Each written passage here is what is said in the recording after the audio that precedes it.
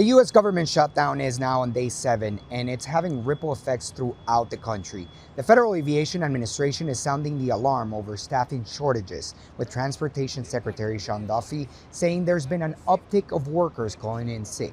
A control tower at the Hollywood Burbank Airport in California closed due to staffing issues.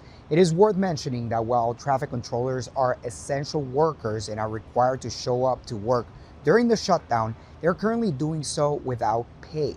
Eventually, they'll receive back pay, but not until the government reopens. On Monday, the Senate rejected 2 funding bills. The Republican proposal failed by a final vote of 52 to 42, while the Democratic one 45 to 55. The approval of a funding measure requires a total of 60 votes, and while Republicans have a majority in the Senate, they'll still need help from a few Democrats to reach the magic number for passage. Democrats remain firm on their demands to extend several subsidies under the Affordable Care Act. Republican President Donald Trump said he is willing to work with Democrats on health care. However, he emphasized that the Senate must first pass a clean funding measure to reopen the government before moving forward with any policy negotiations.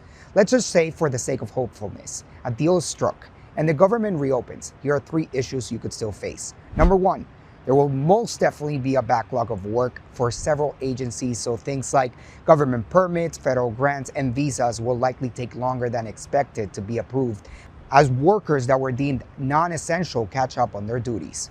Number 2, small businesses in cities with large federal workforces could still feel the impact for weeks after the shutdown ends, as many government workers wait to be reimbursed and regain the confidence to spend again.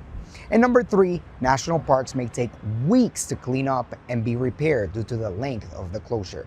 What's clear, though, is that the sooner the government reopens, the smaller the damage.